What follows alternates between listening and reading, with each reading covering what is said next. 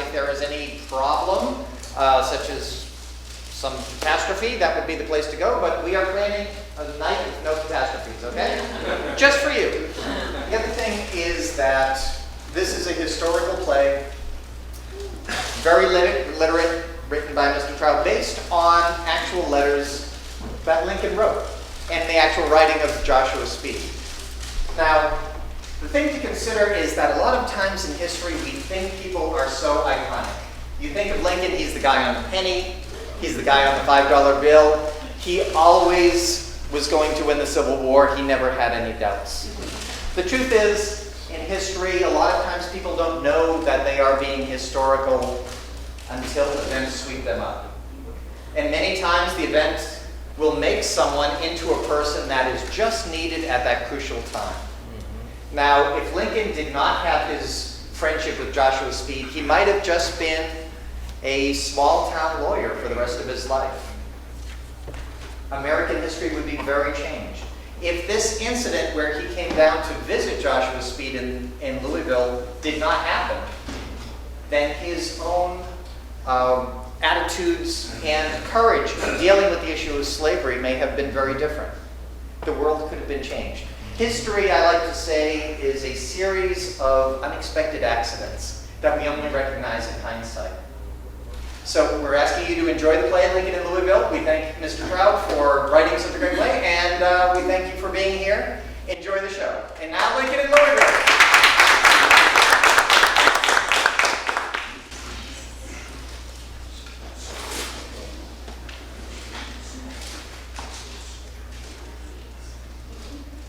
It's hard to imagine how many years have passed since I was a young man eager to make my way in the business world. My friends, as you know, I no longer live at Farmington. Even my departure from that beautiful home off the Bardstown Pike seems long ago. That once I was a plantation owner is inconceivable. I can't ever forget there were those 50 slaves working at Farmington. I never thought I could do without them. Now I have this fine house in the city. I look around the room at its fineries and gilt-framed portraits. You're sure to notice I've prospered. That is because I shifted my sights to real estate, in the railroads, and yes, I served on the boards of some big corporations. Listen, I can say I am proud of the contributions to civic life I've made in Louisville. Why, in this year of 1881, I am amazed at how our United States is such a different place from the one I once knew. Down here on the edge of the South, we've turned our attentions to a wider world.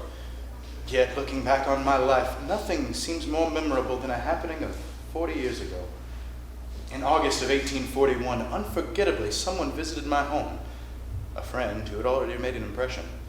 What I couldn't have imagined was what unusual events were to unfold.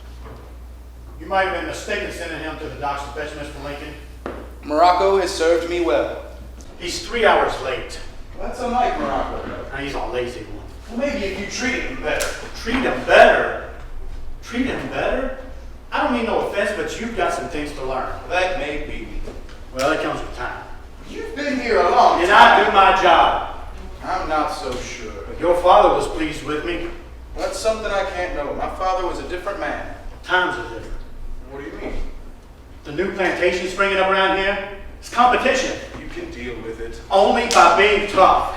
If I'm not, the slaves will. Well, just last week they broke this off a platter. Were you keeping a close eye on him? Yes, I was. Well, there's another expense. Just one more thing to worry about.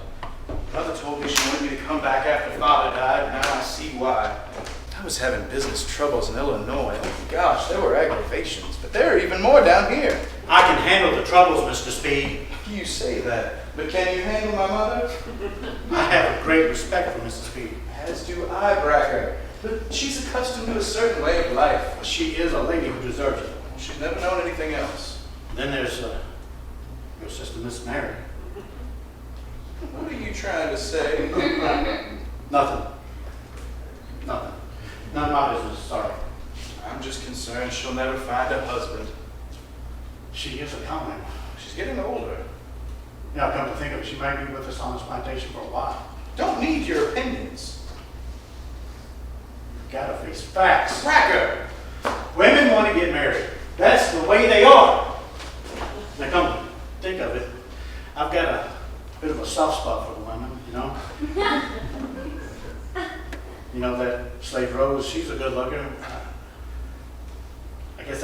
try to be nice to her. Damn it, Bracker, I don't ever want to hear that kind of talk. You keep your eyes off her. Yes, sir. I see Rose works her fingers to the bone, though Mother seldom appreciates her efforts. That is true. Mrs. Speed don't often have a kind word for Rose. Oh, forget Rose. Your one concern should be keeping your mind on the plantation. Harvest time is coming in a few And weeks. you want bales of hemp sent to the markets downtown. That's exactly I what I know, want. sir. But being nice to a rotten slave like Morocco is not the way. As you have made abundantly clear, Bracker, you deal with it as you see fit. But my rule still stands. There shall be no whippings at Farmington. Yes, sir. I mean what I say. As you wish, Mr. Speed. Think you hear the carriage now? At last. Well, I guess you'll be seeing your Mr. Lincoln soon. I should have just gone to meet Lincoln myself. Speed. You're here. Oh, there were times I thought I couldn't make the trip. It was a struggle just to pack my bags. I know you've been depressed. Lord knows I've seen it. With a few weeks here, we'll get all those ill-conceived thoughts out of your mind. I'm certain of it. Just the thought of sharing our friendship again is enough to lift my spirits. That's good to hear. Morocco, what took you so long? Mr. Brack, I brought Mr. Lincoln back as soon as he come down the plane. We were waiting for 3 hours, Morocco. Master Speed, the steamboat was late. I don't believe it. It's I bet you were dogging on your way downtown like you always do. the steamboat was late. Mr. Bracker, that's the God's honest truth. I swear it is. Don't you lie to me, boy. Bracker, there was that storm last night. Maybe some trouble down the river. Yes, the storm. Indeed, the boat This is was none of your concern. Bracker! Okay, maybe the boat was a bit late, but it wasn't that late. As I say, Mr. Speed, let me do my job. Get on. Don't you think too much for this, boy? Joshua, was all that really necessary? Bracker troubles me, but Lincoln, try to understand. I'm the new one here. So far, I've tried not to interfere too much. I suppose that makes sense. Being in Illinois for so long, I pretty much forgot what goes on at the plantation. But as far as I know, things like this don't happen often. It's a relief to hear. We try to be as nice as we can to the slaves and make sure the overseers as well. I'm not sure that we succeed, but certainly we never whip them. I don't pretend to know much about slavery. I did see the slave markets down in New Orleans when I was there 10 years ago, but other than I didn't like it much, I haven't given it much thought since. You shouldn't. Don't concern yourself with my troubles. This is your time to rest. Yes, I'm looking forward to that. You know, I was worried after your illness this past January. Yes, I was, after you left in March, I started getting depressed all over again. Maybe I shouldn't have left, but as you can see, I've come back to challenges of my own. Lincoln, you look tired. I bet I must. Slept fitfully last night, one dream after another. And in a cold sweat I awoke. Last one came to my mind. You and I would never meet again. I was terrified that the boat was being tossed back and forth and the thoughts were just running through my head like a tempest. And then, well, the next thing you know, though, we're at the canal and the storm's stopping. Well, then we're at the levee and your man Morocco's there waiting for me. Forget that silly dream. Silly dream. Well, I've learned to take note of it recently. You always were a bit superstitious. Well, so many bad things have happened. This fear was all intentional. Life can switch around on you in an instant. Look, a year ago, I never thought I'd be a slave master. Then father died. This is a far cry from a jungle store. That's what I mean. And for me, just the thought of seeing a place as beautiful as this is something I never would have imagined. Oh, look, here comes Mother and Sister Mary. Mother, Mary, this is my friend, Abraham Lincoln. Well, welcome to Kentucky and our Farmington. Yes, Mr. Lincoln, we're so glad to have you here. Well, thank you both for your kind welcome. And Mrs. Speed, before we go on, I would like to express my condolences on your loss. Oh, I am grateful to you for saying that. I really do miss my dear departed husband, John. Well, I'm sure he was quite the gentleman. And Mary, see you have Joshua's gracious smile and keen eyes. Wow, how kind of you to say, Mr. Lincoln. Anyway, I knew it was a long journey. Yeah, I hope it doesn't show. Well, it does a bit. Mother. No, I wanted to look my best. Well, I don't mean to be discourteous, Mr. Lincoln, but I will have Rose iron that suit of yours. It's awfully rumpled. Mother. No, I appreciate it. Thank you. It's the only suit that I have. You know, I've told you a bit about Abraham, but you've really got to meet him in person. Yes, he's from Kentucky, but he's not like us at Farmington. I don't know what you mean. Please, Mother, let Joshua explain. Well, you've heard that story about when Lincoln walked into my store with nothing but a saddlebag. Well, that must have been quite the sight. Forlorn is the word I would use. Well, I was starting a new venture in the law. I was far from certain it would succeed. Well, you were stepping out into the unknown. I admire that. But you know, I saw something in Lincoln I could relate to. It just, what might that have been? Mother, Joshua's always had good instincts about people. Well, maybe. But I saw something unusual in Abraham.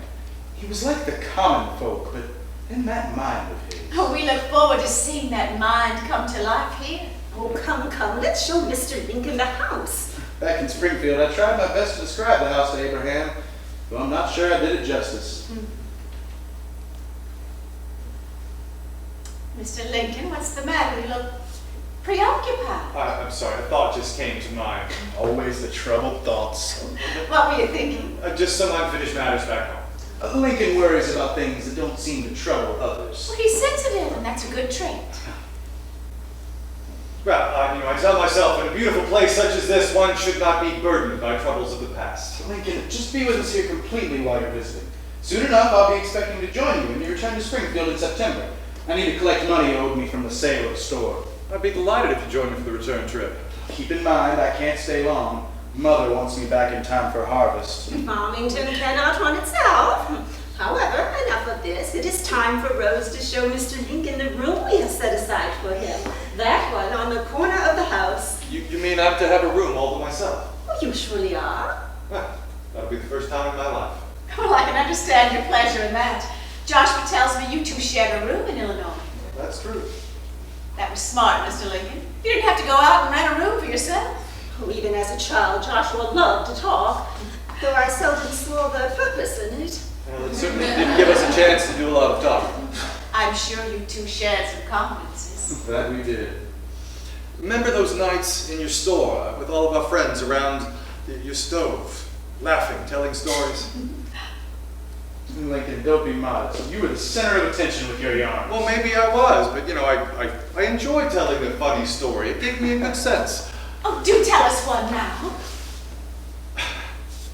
All right. I've been thinking lately, like I once did when I was riding a horse through the woods. I met another woman riding down a path, and I stopped to let her pass. And she stared at me intently, said, "You, sir, are the ugliest man I ever saw." Said I, "Madam, that may be true, but I cannot help it." "True, you can't help it, but you might stay at home." Mr. Lincoln, that's not funny. I think you're a nice-looking man. Well, thank you for the kind words, but I see no harm in poking a little fun at oneself now and then.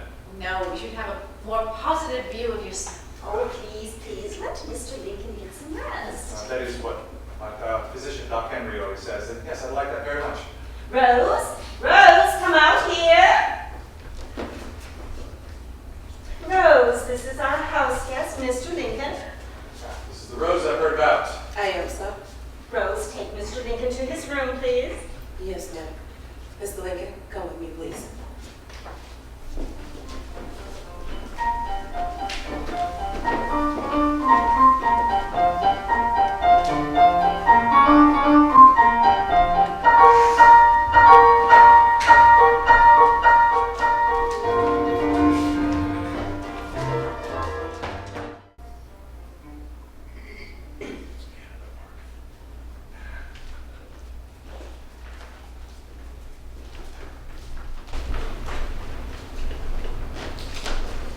Do you like your room, Mr. Lincoln? More than you can imagine. Tell me, Rose, have you been here long? Why do you want to know? Just curious. I don't like to talk about it. Well, I'd like to know. I never talk about such things with white folk. Well, I, for one, would like to think I'm a little bit different than most. Mr. Lincoln, I was born here. I see. I was brought up with Master Speed. Of course, he's been away for a while. Oh, well, might you be happier now that he's back? Doesn't change things for me. Why not? My two children were sold at Cheapside Market in Lexington to a master from Mississippi. Ah, I'm sorry to hear that. I missed him so terribly. You know, I have a lady friend back home from Lexington. She's never mentioned the slave markets. How could she not know about it? Suppose we were just busy talking about something else. I wonder how your lady friend would feel about my children. I don't know. Still trying to get to know her mind, but in any case, Miss Todd doesn't have any children of her own. Can you imagine her feelings? As I said, the lady's mind is a bit unknowable. She is a woman, Mr. Lincoln. Now, come on, Rose. Surely your children had a father. Tell me about him. Oh, Mr. Lincoln, you are curious. If you'd rather not say. His name was Abraham, same as yours. Like me, he was born here on the plantation. Then, one day, about 10 years ago, he was out harvesting the hemp with the other field slaves. Then suddenly a big horse reared up and knocked him down on top of one of those sharp hemp hooks made of iron. He bled to death out there in the fields. I'm sorry, Rose. Sorry doesn't bring him back. I hear there are no slaves back where you're from. No, that's true. There are no slaves in Illinois. We've abolished slavery there. Perhaps that'll happen here too someday. You're wishing the impossible, Mr. Lincoln. Yes, well, I do that sometimes. Come to think of it, maybe we all do. Tell me, what would you do then if you were to be free, say tomorrow? Why, that's an easy one. I would go looking for my children. Yeah, mother's wish. I would wish you luck with that. But Mr. I can't Lincoln, think that. you look sad. No. Maybe I spoke too much. Oh, no, Rose, I'm just a little forlorn. Tell you what, why don't we talk later? Yes, sir.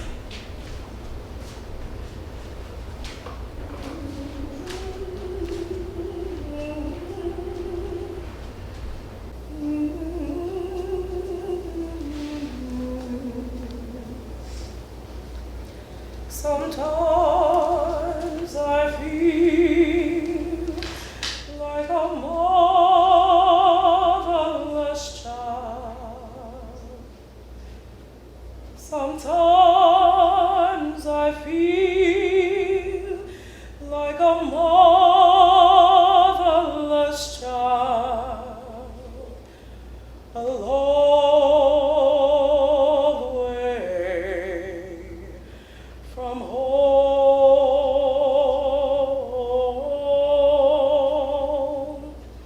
a long way from home. True believer, a long way from home,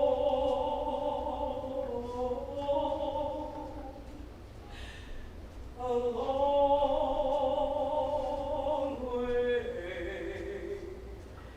from home.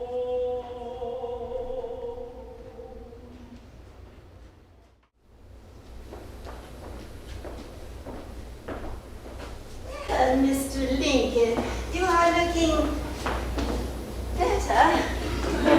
Thank you. Rose did a fine job with my suit. I just hope it looks as good when I wear it to the state assembly. Oh, Mr. Lincoln, I'm sure you look very presentable on those occasions. Mr. Lincoln, I am most anxious for you to meet my son James. James lives downtown and usually late. Well, I heard he's become quite a success as an attorney. They're all seeking his services in Louisville. Here, let us be seated. Mr. Lincoln. Yes, I am very proud of James, but sometimes I wonder why they hire him with those radical ideas of his. Imagine freeing the slaves. Mother, James has his point of view. But he would not be where he is without our way of life here at Farmington. Does he realize that?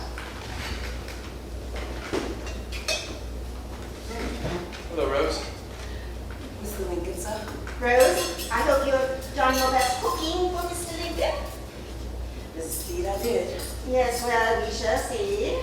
Mrs. Speed is not happy with my cooking. Seems it's never good enough for her. Rose. I'm sure it'll be good enough for me. Probably so. I've never known Lincoln to be picky about his food. I am so sorry about all the discord during dinner, Mr. Lincoln.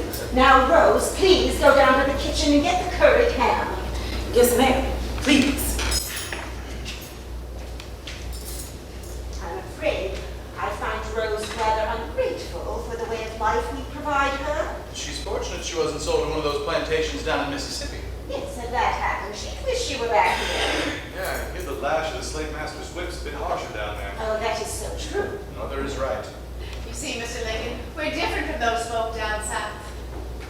Ah, James is here, finally, and late as usual. Good evening, folks. Please forgive my tardiness. I had to see a client at the last minute. I know this one to be Abraham Lincoln. That it is, James. And I know something about those insistent clients. James, please sit down. Now that we're all here, I'd like to ask you, I'd like to say grace. Well, in that case, bless this food for our use and us to thy service. Keep us ever mindful of the needs of others and those in our care. We pray thee that the coming harvest be bountiful. In the name of our Lord Jesus Christ, amen. Amen. Mr. Lincoln, I imagine you to be a religious man.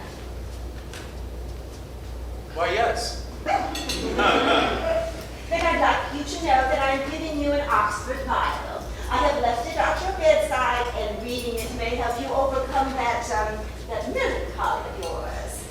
That's very gracious of you. Thank you. You know, Mother, I've seen Lincoln reading his tattered old Bible in bed late at night. Yeah, and I will be happy to read that nice new one while I'm here. Mother will be so pleased. Did I sense a stir in the air? What in heaven's name are y'all talking about? Now, James, you have just met Mr. Lincoln. We are trying to keep the conversation pleasant. Of course, Mother. So, Lincoln, tell me about your law politics. Oh, I take about any client I can find. Yeah, understandable. And you've stepped your foot into politics as well? A little too deeply, yeah. For him not a failure in legislative work. Lincoln has proposed extensive public works in Illinois. Oh, and then what might they be? A new railway line and a canal system. Well, that's something to be proud of. Abraham fashions himself the next Dewitt Clinton. Personally, I have my doubts about government expenditures and such things. I know that you and some of the others didn't want to pay more taxes, but I felt pretty strongly about what I was doing. Of course you did, Mr. Lincoln. Oh, fair I'm an utter failure, though. I mean, Illinois is bankrupt and they're blaming me for it. Not really. Well, it couldn't be all your fault. Oh. Besides, the state will pull out of it. No, it is a complete disaster. Maybe I shouldn't say, Mr. Lincoln, but if you wish to be a success in politics, perhaps you should think about your table manners and get what your mother teach you.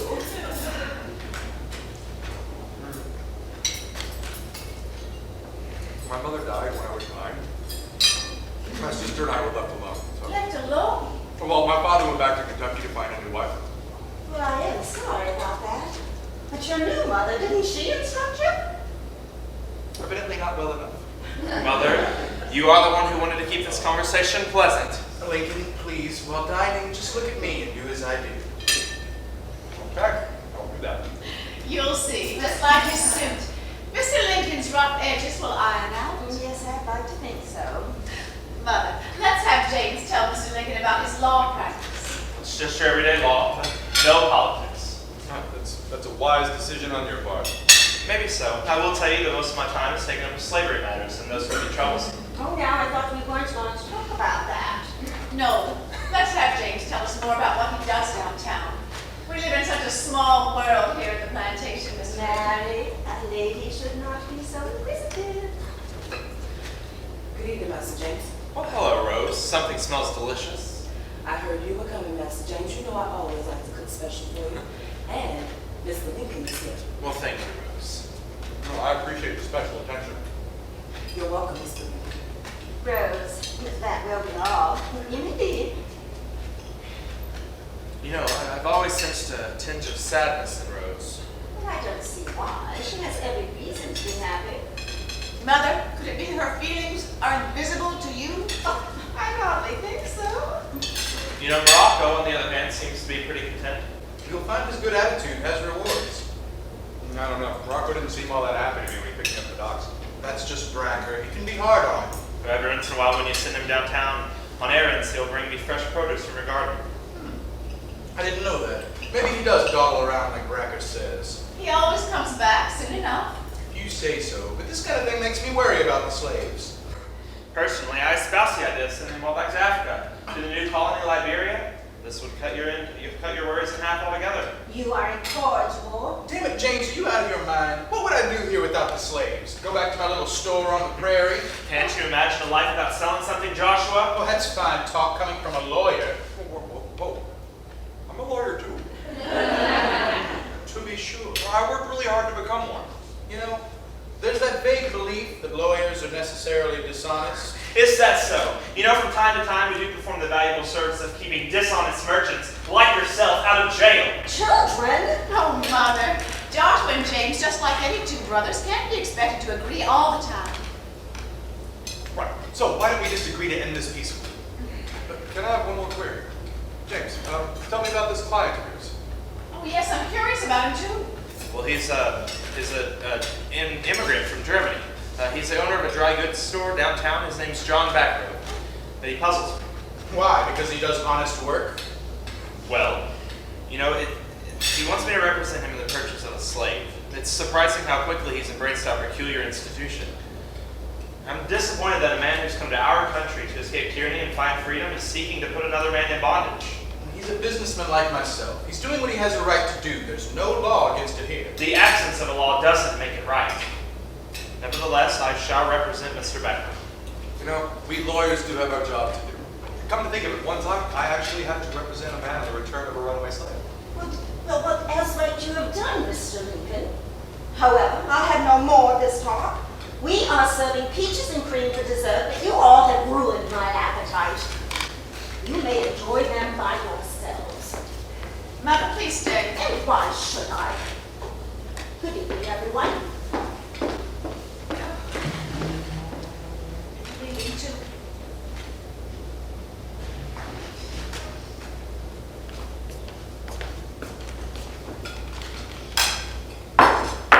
It seems we've never learned our lesson, have we? There are just some things Mother doesn't want to hear about. Oh, our friend, the famous composer, Anton Heinrich, will be coming to Farmington next week. He was here when I was a little girl, so many years ago. He gave me my first lessons on the piano. Mother so adored him. Maybe his visit will put her in a better mood. You know, I understand Mother's feelings. We shouldn't have upset her so with that talk. Why don't we make plans for Abraham's stay here? What's a good idea? Well, I have an idea. Why don't we all take a ride together? I'll have Morocco hitch up the thoroughbreds. Well, Lincoln, we'll take you to our favorite place called Big Rock. I won't tell you more now, but Lincoln, you'll be fascinated. I'm intrigued. Certainly sounds like a great idea.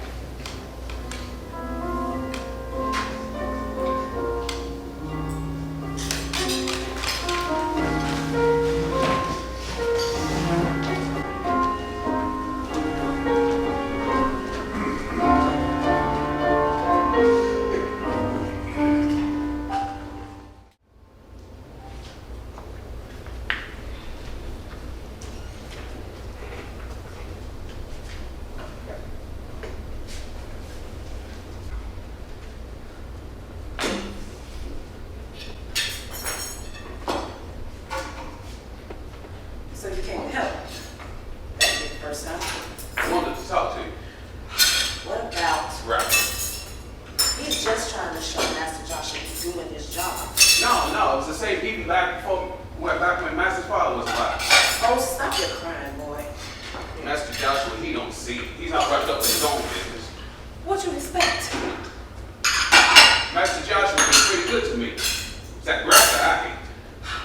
You wake up. They own us like cattle. You might be sold tomorrow. They wouldn't think 1 minute about your own boy. I suppose. I heard the way the men would go with the slave women as they stand up on the auction block half naked. Yeah, You know about that? I cry to think of my daughter standing up there. Rose, don't you let yourself think about that. How can I help it? You say Master Josh has been good to you. He's like all the rest, like all slave masters. Well, how's that? He's the one who gives the orders to Rapper. I can't know about that. You don't know a lot of things. Well, one thing I do know, I can't live like this anymore. Yeah? But what are you going to do about it? I don't know. Nothing, I guess. I'm trapped. No, you're not. There is another way. What's that? Morocco, run. What's that idea? I said run, boy. You get across the Ohio, you're a free man. You damn house nigga. You want me to run while you stay, living all sweet. Look at you, all dressed up like you're gonna sit down at the table with me. You never see me do that. Then you shut your mouth. No, you're a young one. You've got a chance. They will tie me to the whipping post. They'll whip you if you stay. Rose, you talk big. I say what I know. I can't do it. Don't be a coward. You asking a lot. I know. I'll run on one condition. Just what condition are you talking about? You come away with me. You're out of your mind. No, Rose, I'm gonna need you along the way. Need me? If we get across that river, it's gonna be a long hike to River, about a week. I'm gonna need somebody to help me gather food, do some cooking. Might not be so lonesome. You're better off going alone.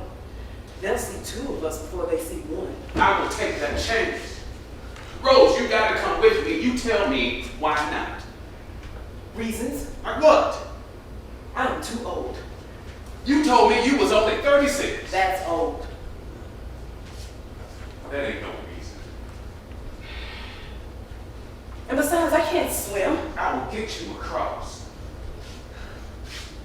No. No, I want to live to see my baby someday. Rose, you changed my mind. Now you gotta change yours.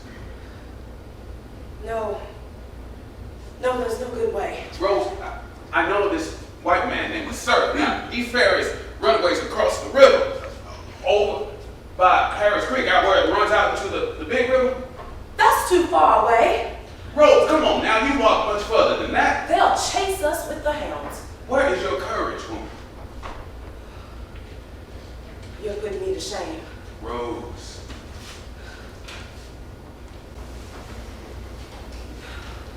Morocco, I hope that my children would be free and never whipped again. I want them to walk so proud. That's how it's gonna be, Rose. You wait, you will see them up north. I can't run while we have a guest. Well, why not? It will spoil Mr. Lincoln's visit. Well, now you're just talking nonsense. That's just an excuse. Mr. Lincoln don't even seem like the type that would care.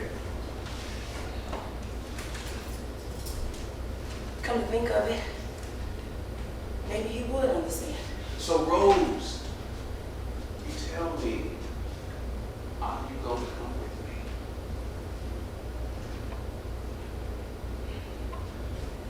Father in heaven, what should I do? You know what to do.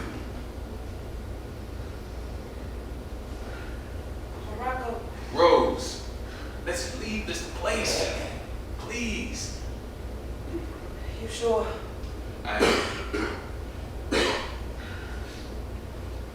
Let me think about it. No, Rose. We are going across that river. Oh, God. When? Tomorrow. After midnight.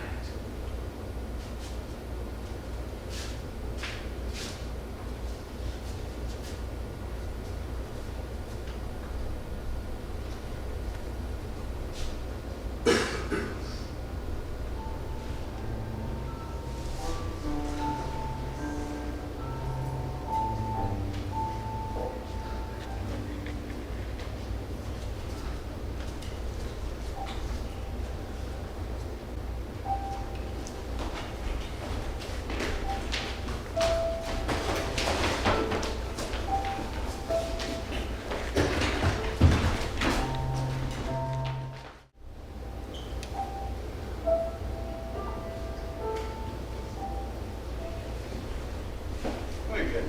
How about a little drink? Some of our fine bourbon? You know I never touch the stuff. I think you're missing something. No moral superiority. I've just never had a yet for it. That's not the point. And yet it causes such misery for some. I know. I suppose I must commend you for having no vices. That's a doubtful compliment. You know, one time I was on a stagecoach with another man from Kentucky. He looked over at me, offered me a cigar. I told this man I had no vices. He just looked at me, said nothing. Rode on for a while, he's smoking away. Finally, he just grunts out, "It's been my experience that people with no vices have damn few virtues." It seems your sister Mary believes I have some.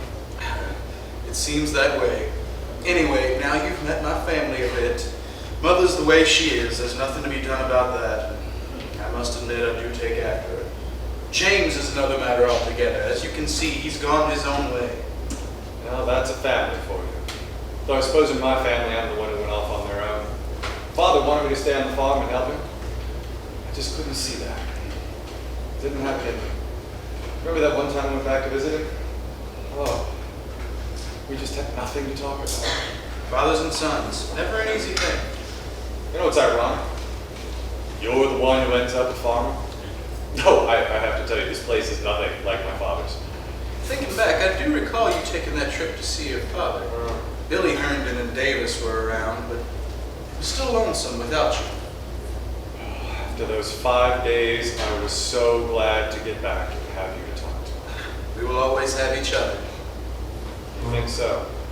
Why do you worry? I don't know. All the losses. What do you mean? Everything that's happened. Do I have to name it all? There is someone in Springfield who loves you. Yes. If you want her, you won't lose her. I don't know. I'm still as unsure about Mary Todd as I was last December. It's understandable you're breaking off your engagement with Mary Todd. My brother James rails against the bonds of slavery, but Lincoln, isn't our argument with the bonds of marriage?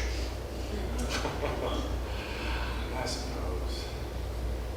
But Mary's not the problem. I mean, I do like her. I don't know if I love her enough to spend my entire life with her. I've wondered that too. I have noticed some of your sidelong glances towards that pretty Matilda Edwards. No, it's not that. It's not about anyone in particular. Really? No, it's just me. I've got so many questions in my mind. Well, what questions? I don't know. Just the word marriage. It's frightening to me. Well, I mean, the thought, if I ever was to actually get married, it would be a matter of profound wonder. And how am I going to afford a family? Come on, surely your law practice will prosper. Yeah, right. I don't see that. And Mary and I come from such completely different backgrounds. That I cannot deny. Yeah. You know, one deed was good enough for God, but evidently not for the Todd family. Now it's your turn. Well, she would fit right in here with you people. True enough, the Todds and Speeds have been friends from way back. And I'm just a farm boy. Married couples have a way of growing together. Is there compromise in that? A natural one. Can we have it both ways? You seek an impossible happiness. Well, I yearn to walk through Elysian fields. Elysian fields. If I know what you mean, then we are alike in that way. Yes, we are. Yes. To be honest, I find myself in a dilemma similar to yours. I've recently met a beautiful young Louisville lady by the name of Fanny Henning. Should I be happy for you? I don't know. Well, tell me about this Miss Fanny Henning. She has heavenly black eyes. I can't wait to meet her. Oh, you will? Well, don't worry. I won't tell her anything we've talked about. I hope not. I always stand ready to help you in your romantic endeavors. Well, you know, I never thought I needed help until now. Really? How's that? I just accused you, but you know how I was back in Springfield. I was drawn to so many pretty women, and quite a few were drawn to me. Well, I noticed a few glances even at Sarah Rickard. Again, I must confess that was nothing serious. Now with Fanny, it feels different. Really? How so? I feel trapped. Trapped. She wants nothing more than to get married. Did I hear talk of marriage? That's something that's eluded me. Mary, please sit down. Don't upset me with your worries. And why would I do that? You have a way. Don't be silly, Joshua.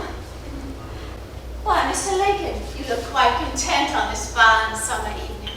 Well, just being here at Farmington a short while has been enough to calm my nerves. And your being here has lifted my spirits. That's very... Joshua, the other day when I came in, I talked to Rose in her room. She seemed a little upset. That is unusual. Rose is very closed-mouthed. Well, she was reluctant. You should have left her alone. It seemed like there was really something she wanted to tell me.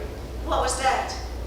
Well, it's those 2 children she lost. I mean, it's got her so depressed. Well, we do our best to keep the slaves happy. Well, look at those fine cabins we built for them. Well, I don't know about that, Joshua. I mean, those cabins look a little worse than the ones I grew up in. Then your memory fails you. No, I lived in a log cabin just 5 years ago in New Salem. I know what they're like.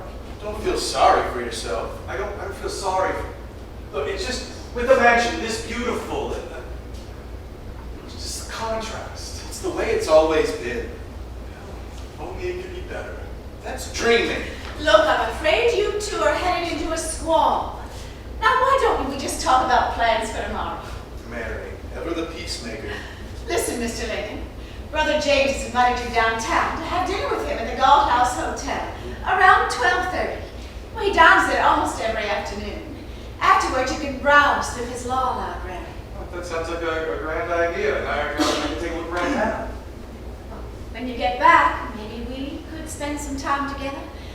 Oh, I propose we take a little walk down through the hemp fields toward dusk, when it's not so hot. Yes, that would be... Joshua, didn't you want... No, James. Please, go have dinner with James at the hotel. Why not take that walk with Mary? Maybe I'll butt in towards the end. But you are certainly welcome to. I'm not used to so much consternation. It's late, folks.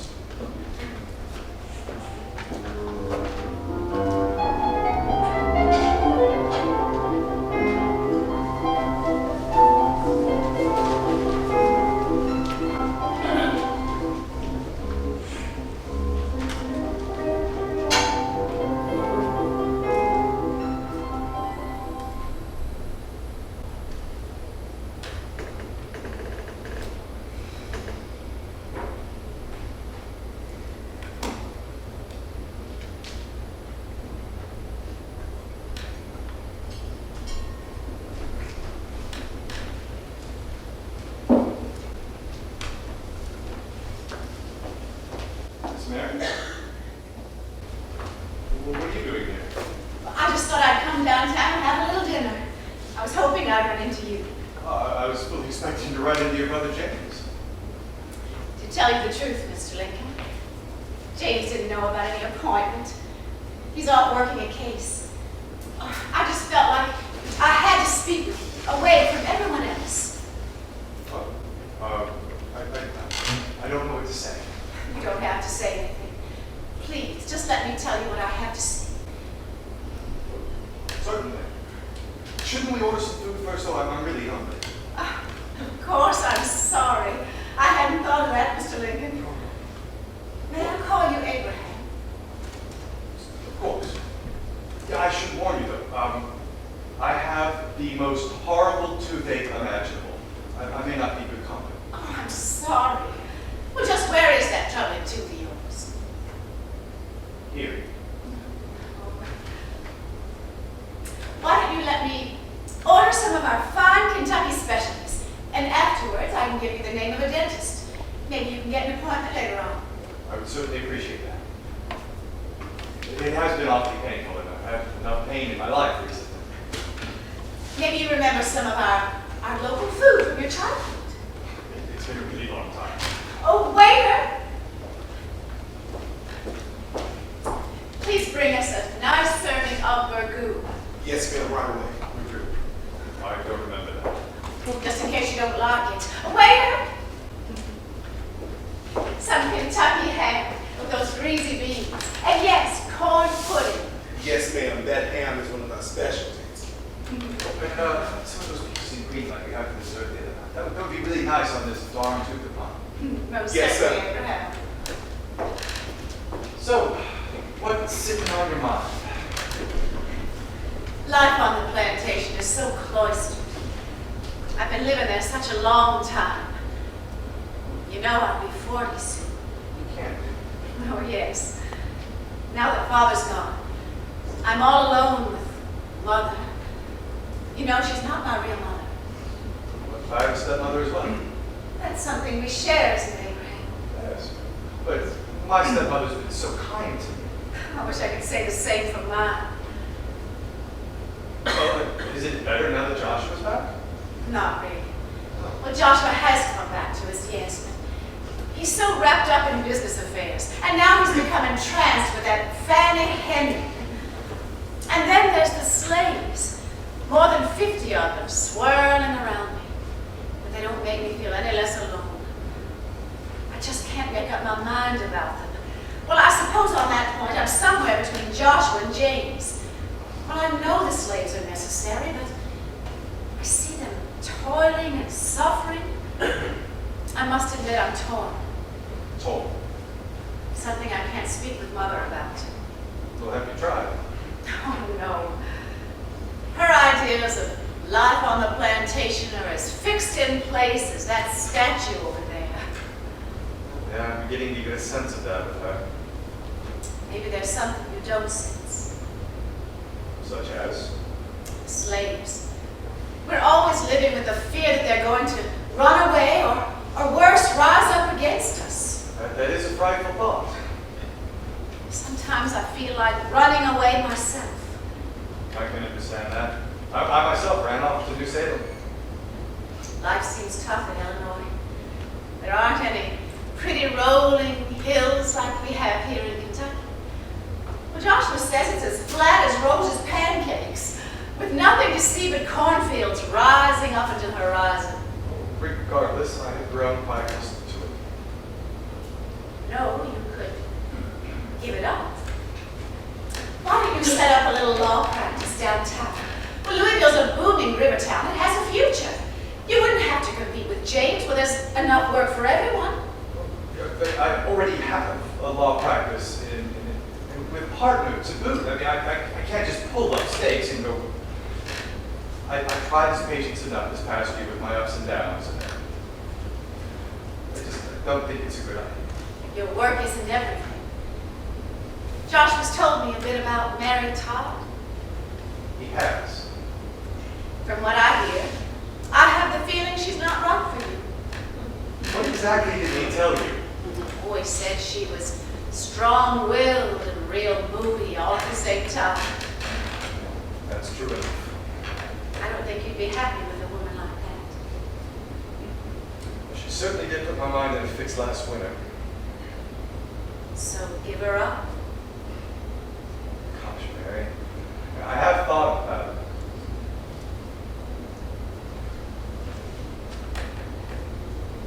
But I've had enough tugging at me any way I could. Oh, you old funny Dunny. Maybe I. Still, you're a sweet man. Well, what do we have here? Why, look who's come into the dining room. I think it's your brother James. You know, I wasn't going to come in today. I was held up at the office, and I thought, maybe I'll stop in for a little bite to eat. Well, I'm glad you did. The Bible does say, thou knowest not what a day may bring. James, you know I come downtown from time to time, and I thought it would be nice for Abraham to see the hotel. Yeah, this place is amazing. Just look at those crystal chandeliers and the marble fireplaces. Yeah, James, having the most interesting conversation with Mary. She's giving me many new insights. That's good. You know, I am glad to see my older sister getting around town. Mary, you should do more the same. Why, you know, James, you are so right. But Mother tries to keep me tied to the plantation. Maybe you can have a word on my behalf. I'll have to work up some nerve. However, I am tickled to see you two together. Why don't you two run along to your law office? I'm sure Abraham would love to browse through your law library. Baraka will be down to pick me up soon. I'll be just fine. Oh, the dentist. Oh, yes. James, will you please make an appointment with Dr. Yates for Abraham? Dr. Yates, you've got to be jesting. The last time I saw him, he nearly ruined my mouth. Ruins. My life became ruins. I'm used to it. Abraham, stop. I'll just have to trust to luck with as Dr. Yates is concerned. You'll need to. Shall we? Absolutely. Mary?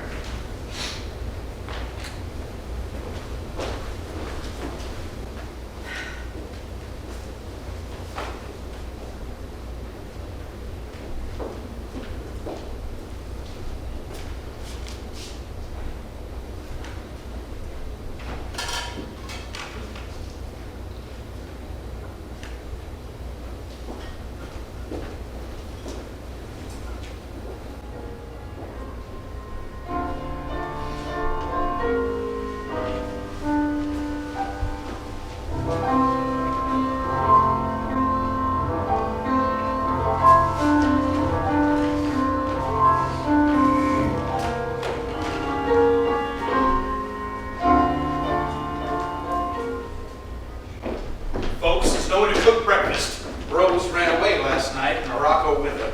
I don't believe it. What happened? Braca and Jake chased him down by Harrod's Creek. Jake caught Morocco, but he broke away. That's when Braca shot him in the leg. They dragged them both back here around 2 in the morning.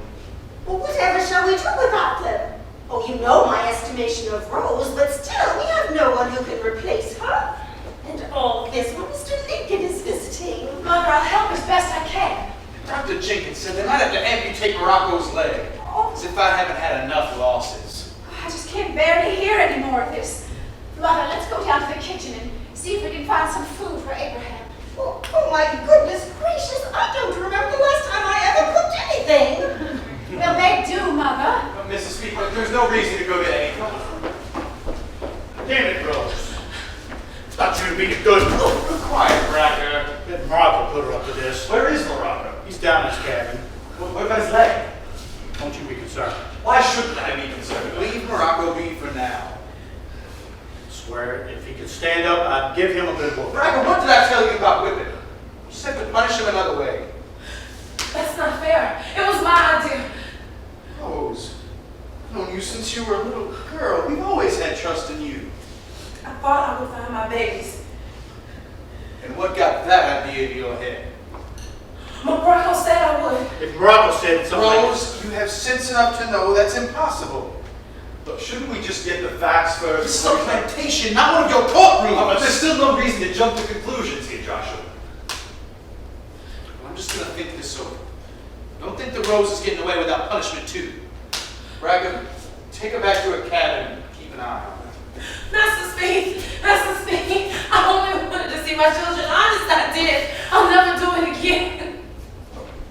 You betrayed me. I didn't mean to. Now I'll never see my Jacob and Eliza again. You don't deserve to see them. Get her away from me. Master Speed, what are you gonna do to me?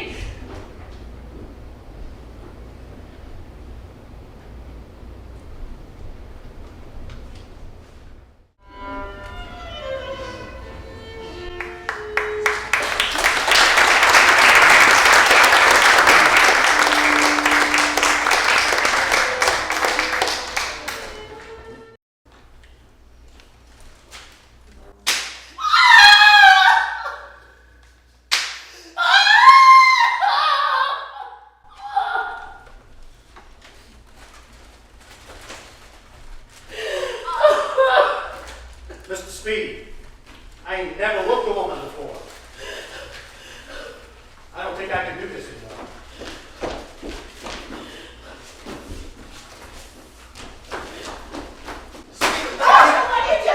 Mary, stay out of this. What am I seeing? You stay out of this too, Lincoln. No, Speed, I can't. Listen to me.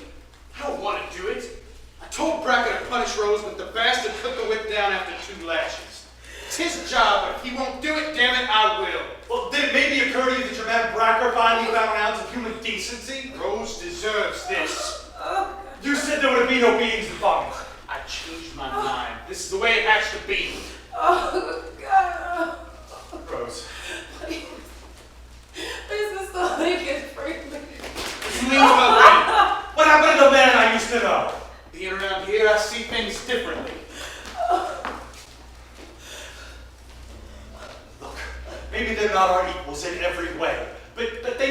be treated decently. And just what makes you think you and I are equals? Never heard you say anything like that. I'm sorry, Lincoln, we aren't equals. You said yourself, you grew up in log cabins. How could you possibly understand everything about me? We can talk endlessly about poetry and our love problems. Everyone has those. But this is another matter. I thought you saw more in me than just a country boy. I guess I was wrong. You were. Maybe I should just go back where I came from then. You do as you wish. I was born here, and coming back to Kentucky, I found a way of life I love. And now I intend to keep it. Oh, Master Joshua, I did wrong this time, but I was a good slave to you all those years. You forget that. Please forgive me. I can't. Did you just hear yourself? I don't want to hear any more from you, but just listen to what you're saying. Oh, Mr. Lincoln. Okay. Mary, leave her be. Mother, have you no feelings? Oh, get some water, Mother. I must. We'll get back to the cabin.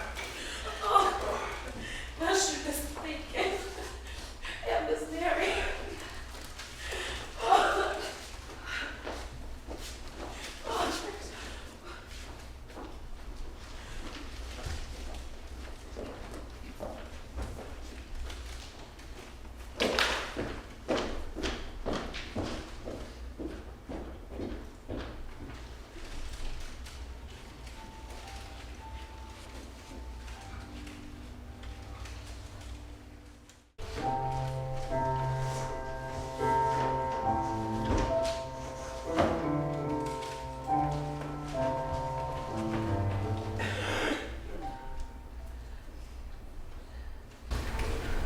Not so long ago, I found myself in bed, sore with wounds. I know what it's like to suffer. You were whipped.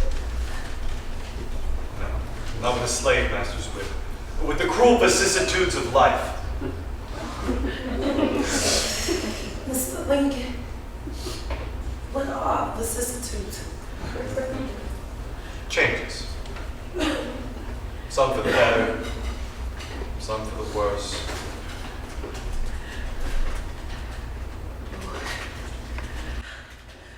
Master Joshua didn't have to pick up that whip.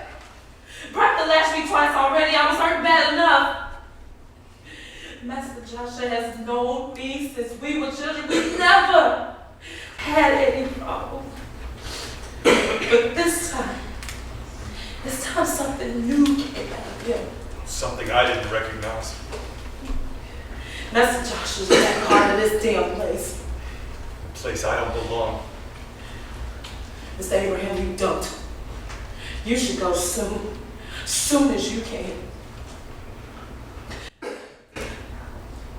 Mr. Lincoln, do you ever think about the future? Don't think I have one. I'm the one who has no future. If you do, you're free. Why, Mr. Lincoln, I never expected to see you here. Just keeping Rose company. I'm glad to see you didn't lose a leg. So's Master Speed. He's plenty mad at me, but he's mighty pleased I'm gonna be able to go back to work. Well, it's all Speed sees when he looks at you. Truth to tell, I got some bit of respect for Master Speed. Is that Bracker I hate. Yeah? You respect Mr. Speed had he whipped you? I guess not. At least Bracker showed some mercy. At least on me. Open your eyes, Morocco. It was Bracker that threw the whip down and Speed that picked it up. I don't care. That Bracker is a coward. All overseers are that way. They're empty. They got nothing inside them, so they just drive us slaves like animals. Look, I don't need to defend Bracker. You can't. But it's Mr. Speed that I'm angry with. Well, be angry at him all you want to. Maybe you just don't know him well enough. Thought I did. You would think after living with him for 4 years, sharing the same damn bed. Don't mean you know him. Guess my eyes were just closed. Just like his father before him, Master Speed tries to be fair. Does he? He cares about this plantation. Master Speed is a slave. Like us to the plantation, only the money. Well, like it or not, we are in business with Master Speed. Mr. Lincoln, I do not want to be a slave. You have to know that. But since I got to be here, this plantation goes down, we all do. Well, what happens then? We might be driven to some other plantation, might even be worse. Look, if you're so settled in this place, why don't you just find yourself a wife and have some children? Mr. Lincoln, I am a slave and I can't help that. But I can and I will help being father to other slaves. I can do all right without friends and family. Look, you and Master Speed are friends. Well, you were. Now, you can leave if you want to, but one thing you gotta know, Mr. Lincoln, no friend can give you everything. There's always something missing. Like, take me and Joseph now. He and I like to sit down here in these cabins together and tell stories, but damned if he will give me an extra hand in the stable when I'm tired. Yeah, that's Joseph. I just gotta accept it like he is. I can't do that. Not this time. Mr. Lincoln, you are all bothered up. He sure is. Now we have been down the hill, but we gotta come back. We gotta stay right here and be as cheerful as we can be. Cheerful. Yes. Morocco, when you came down to the docks to pick me up, there were 12 slaves there, like yourself.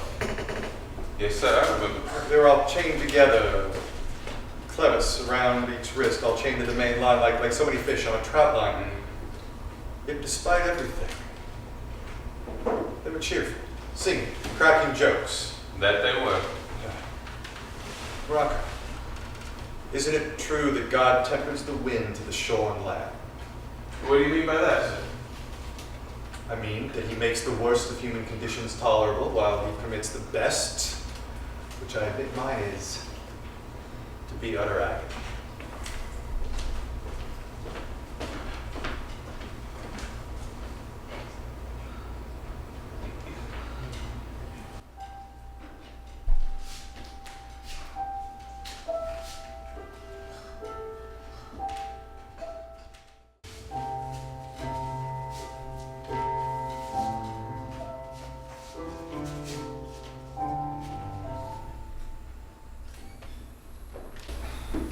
You're gonna be angry forever. I don't know what to say. Only ever brushed up against slavery before, now thrust into the middle of it. What did you expect coming down here? I hadn't given it a thought. Well, who are you to judge me? Look at all I've done for you. I gave you a room to sleep in. I introduced you to the finest of Springfield society. I let you pour your heart out to me. And when you couldn't get out of bed, sick with the hypo, I was there for you. You might even have killed yourself if it had not been for me. And I'm grateful for all of that. But nonetheless, I'm leaving. I'm leaving on the first boat I can book. You'll have time to think that over. There won't be one for another week. You're still fighting?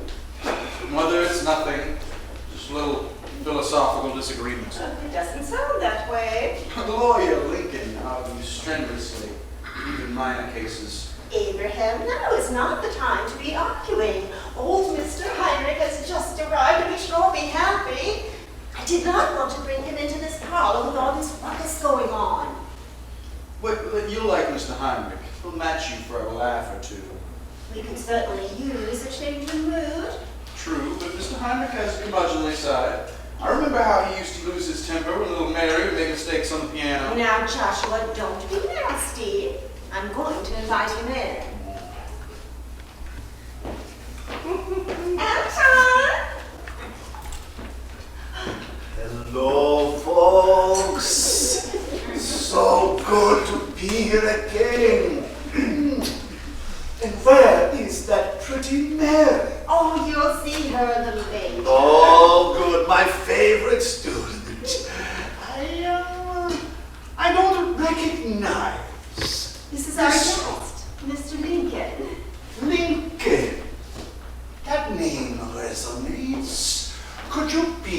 from the distinguished Lincoln family of Rhode Island. I once gave a piano recital in their home. I hardly think so. In any event, you are a young one. I was about your age when I came here last. Everyone knew of me then. It was the height of my career. My music was played everywhere. They even likened me to the great Beethoven. Alas, look at me now. An old, broken down. You seem a lively enough fellow. Oh, sure. Oh, Anton, you will always be famous in our family. It's nice to be somewhere I'm appreciated. Oh, and that you are. But if you'll excuse me, I'll let you gentlemen talk amongst yourselves. I'm afraid I have so many chores to do now that Rose is not here. I must admit, no other slave can manage quite as she did. I'm afraid it'll be weeks before she's recovered. Lincoln, wait till you hear Anton play. Well, I admit I don't know much about classical music. Though I have tried my hand at poetry. I mean, I'm no Lord Byron, but I have penned a line or two. Well, it was I who introduced you to Byron. And I'm grateful for it. Byron, exactly, an idealist. There aren't too many of those these days. Here's one of my memory. Thou midway world twixt the earth and paradise, where things decayed and loved ones Oh, lost. stop it. How could you be in the mood to spout poetry? Let him continue. I sensed something of the artist in this young man. A romantic spirit like myself. Yes, and he has the temperament to go along with it. Or should I say the temper? Are you trying to be funny? I'm not sure I meant to be. Joshua, I can remember the last time I was here, a little tyke that you were.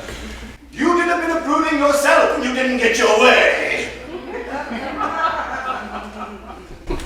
It's true, I like to get my way, but it seems you two have more in common. I'm going to leave you brooding artists to commune amongst yourselves. Please, don't feel you're unwanted amongst us troubadours. No, I'm leaving. You have no say in the matter.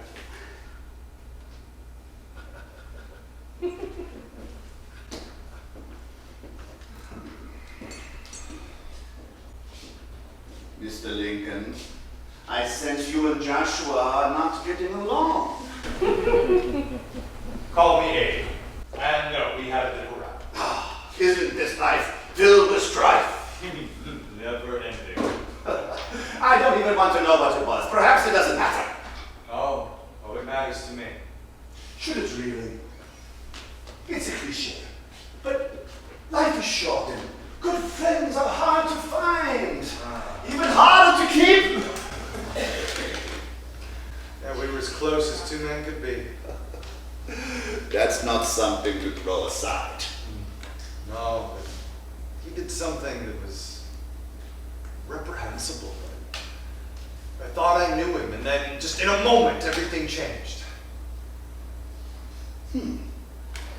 People are different. They come from different countries, different cultures, different religions, different races. Horrible wars have been fought over this stuff, over nothing worth killing. I'll bet you and Joshua were fighting a little war in miniature that will someday be a big one.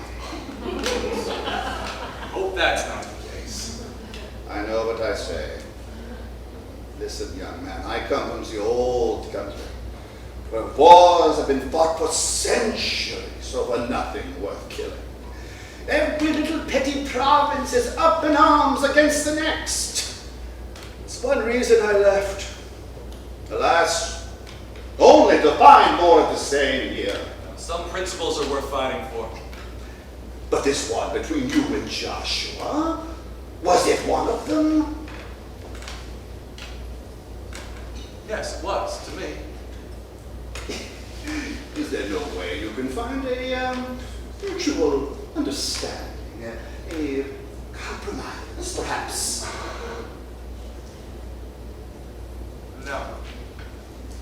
Not this time. You can see this is useless to pursue further. Your mind is made up. Thank you, Mr. Hyman. You're welcome. So, you mentioned there were other reasons you came to this country. Opportunity, of course. In Europe, composers like me were plenty. But you needed to get a patron in the nobility to get support. I had no luck with that. I'm sorry to hear that. You know, in this country, we take a man at his word. I mean, provided he's got talent and drive, there's nothing that can stand in his way. No matter what I did, I just wasn't appreciated as I should be. Yet here, they adore my music. At least they did. My music is going out of style. They're always looking for something new in this country. Constant change. I can't keep up with it. Old age is catching up. I know something of that, though I don't have your years. Anyway, you know, an old friend of mine from Germany, John Backblow, has immigrated to Louisville, and I hear he's one of James's clients. Now there is a man of discernment, culture, who appreciated my artistry.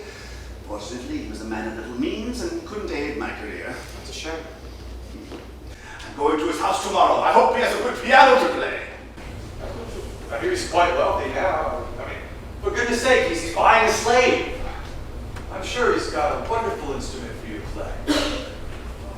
I tell you what, David, I'm going to play for you one of my compositions. I can tell that you two are a man of discernment. You're strong-willed.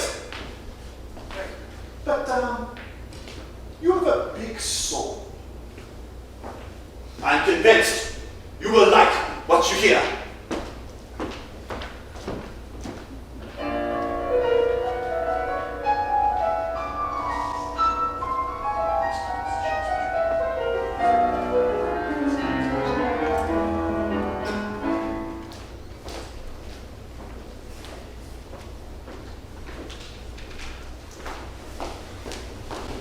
Abraham, I saw you left your Bible on the hall table.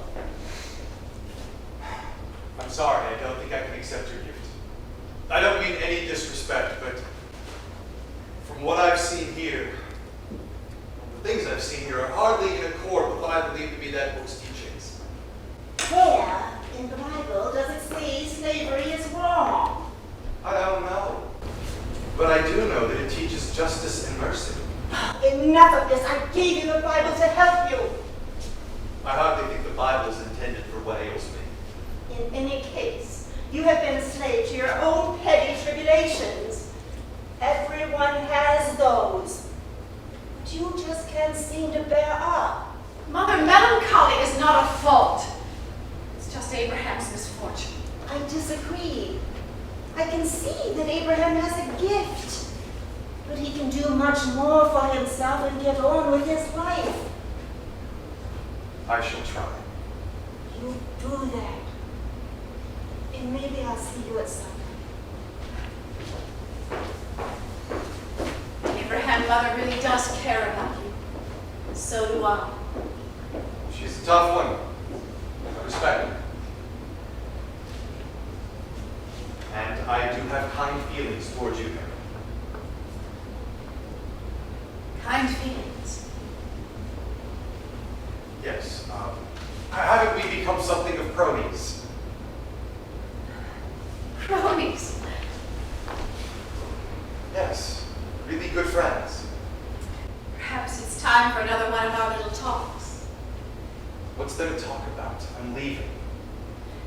You know, Mother's right in some ways. You have to understand. Joshua is conflicted. He doesn't want to harm anyone, even our slaves, but he feels obliged to preserve our prosperity. Believe me, my brother's a good man. Saying I have to look at this in two ways. You know, that's required of me in politics, but in the end, I always have to decide. Yes, you have to decide. Yes, I'm leaving. But a valuable friendship is at stake. Well, maybe not as valuable as I thought it was. Even after everything that's happened, you can't just erase all the closeness the two of you shared. I've learned to hang on to whatever is left. I don't think I can. Who knows what's coming? You may find you'll need each other someday. Oh, Abraham, if it's the slavery issue that's troubling you, bear in mind it isn't going to resolve itself anytime soon. Maybe never. Maybe I shouldn't blame him for everything. Well, of course. Joshua didn't invent slavery. But he is perpetuating it. Has it ever occurred to you that somewhere deep down he struggles with it? It certainly doesn't show in me. Can't know those closest to us. Not in every way. You know, Rob said something like that to me recently. He's a wise young man. He made me think of my friend Billy Henderson. Billy only sees one side. Perhaps I only see one side of Billy too, but if we don't, from time to time we do fight. Don't those quarrels get smoothed over and forgotten?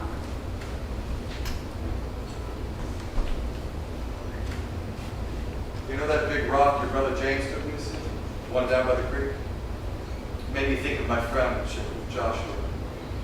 I mean, that had to have been one hell of a big rock. Then it just fell off a cliff, split in two. Now it's got that big ugly scar down the middle of it. Two people are not a rock.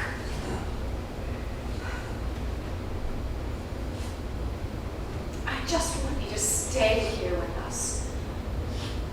I can't. Stop being so wishy-washy. Maybe I just want, please, still respect me.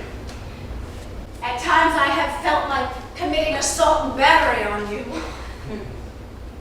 Still, I have a regard for you. You know, I've come to see our friendship in a new way. You have. I have to admit, I thought it could be more. I have to admit, I noticed. I suppose it was apparent. Abraham, you are a wonderful man. But you're at an uncertain point in your life. Can't deny that. When you have greater clarity, you're going to move on with conviction. It's one thing I know. Your world is elsewhere. Not here. Not with me. I think you will stay here.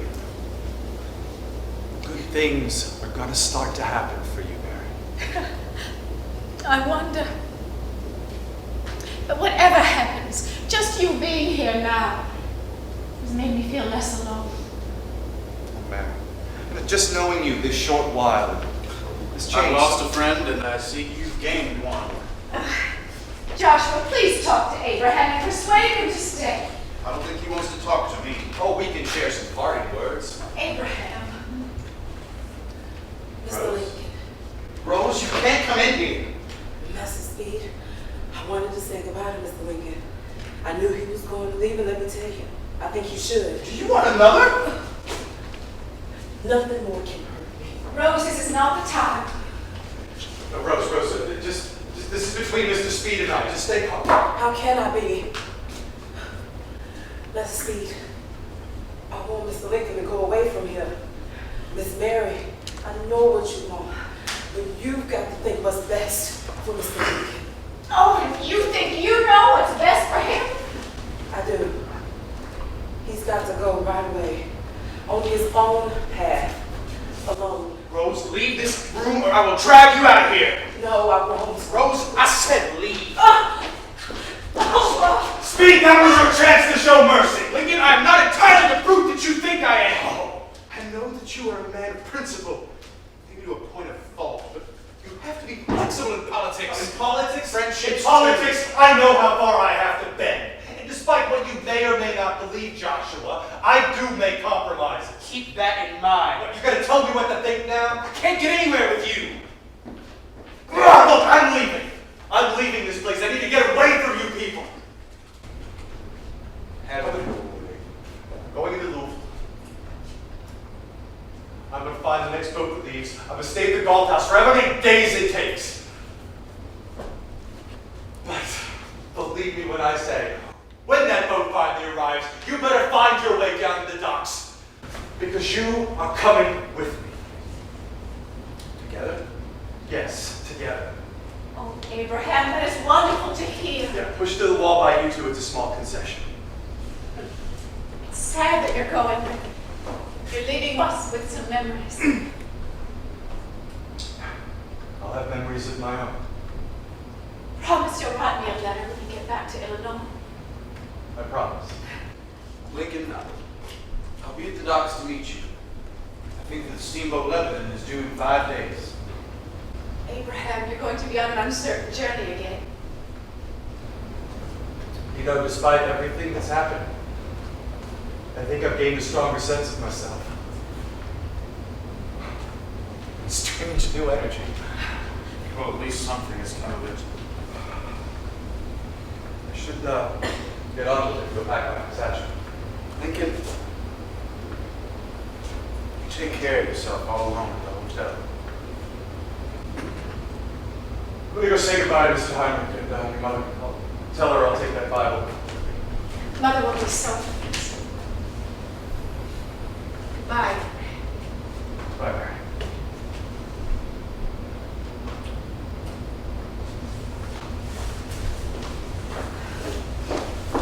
It's going to be a long, tedious trip back.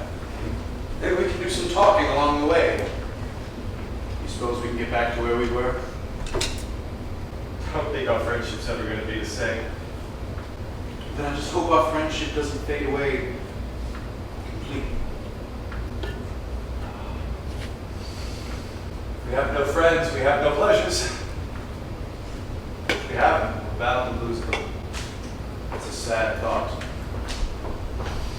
Now, this world of ours is certainly full of misery.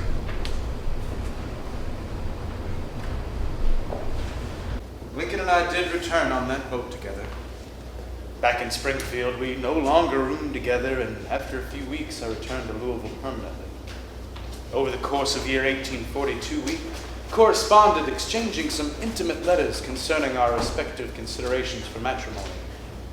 After Lincoln married Mary Todd later that year, our letters became few and far between, mostly concerning my business matters. I regret that when Abe visited Lexington in 1847 to stay with his in-laws on his way to Congress in Washington, that he didn't even stay with us at Farmington, arriving in Louisville as he did. We only saw each other many years later in 1860 in Chicago, shortly after he was elected president. I have to say I am grateful that he invited me to the White House many times during the war to advise on the troubling situation in Kentucky. In particular, I remember one visit in 1865, towards the end of the Great Battle. Is that Bible Mother gave you years ago?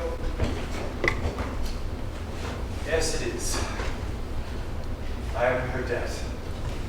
I'm glad to see you so profitably engaged reading it.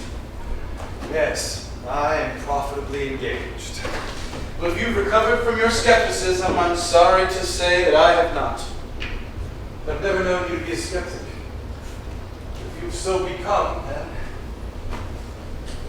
take all of this book you can upon reason, and the rest on faith. You'll live and die a happier and better man.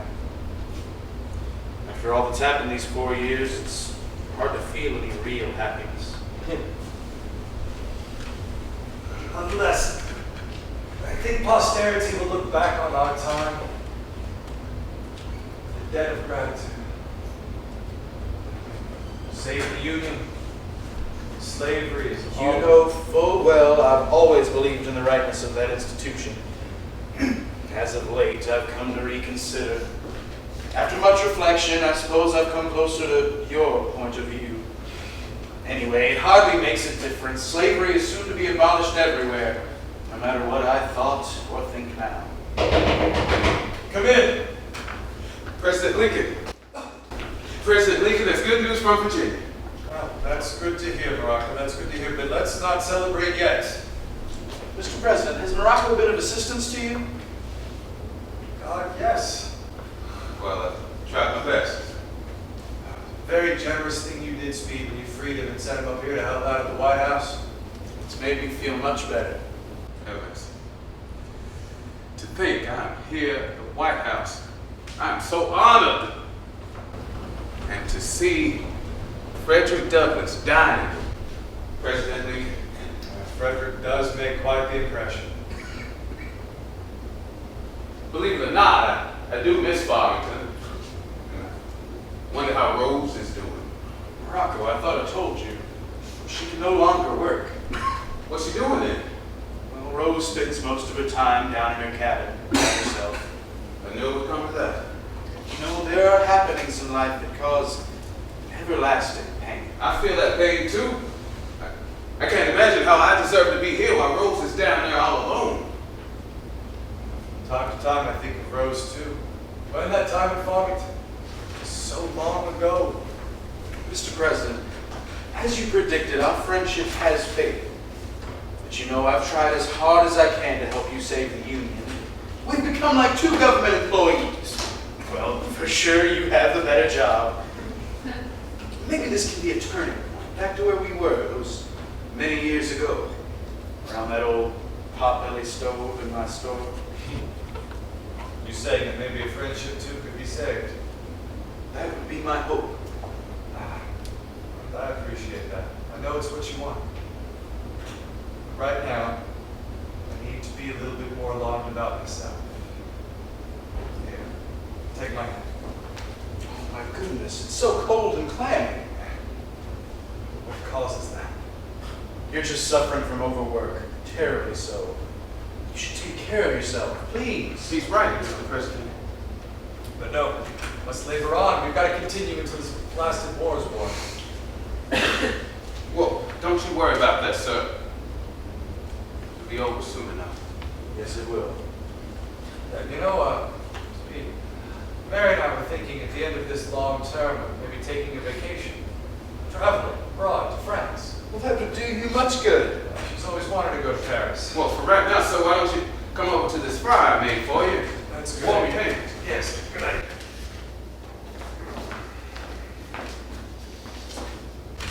I'm grateful for this fire. You're welcome, sir.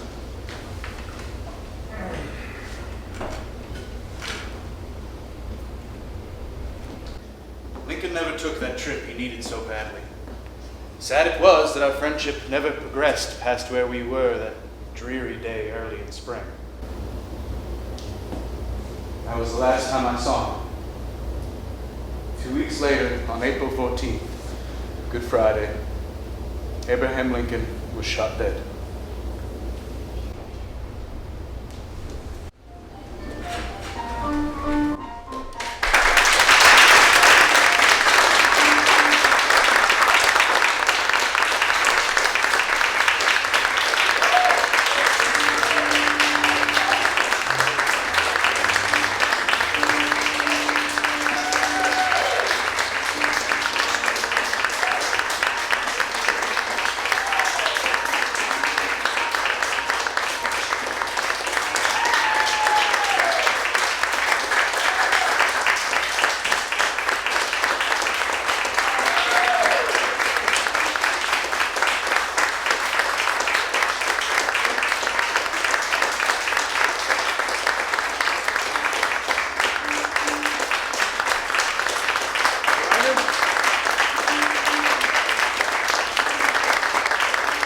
Gentlemen, if you haven't met him yet, this is David S. Traub Jr., the playwright for the production you just saw this evening. I know you have some things you probably want to say, possibly take some questions from me if you'd like. But I have one thing to say. I have one thing to say. Tonight is the third performance in this series, and I think the cast and you, Mr. Lincoln, won the Triple Crown.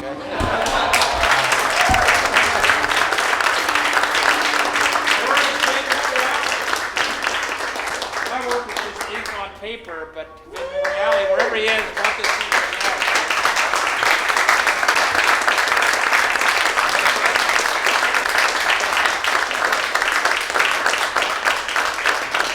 Cats once again.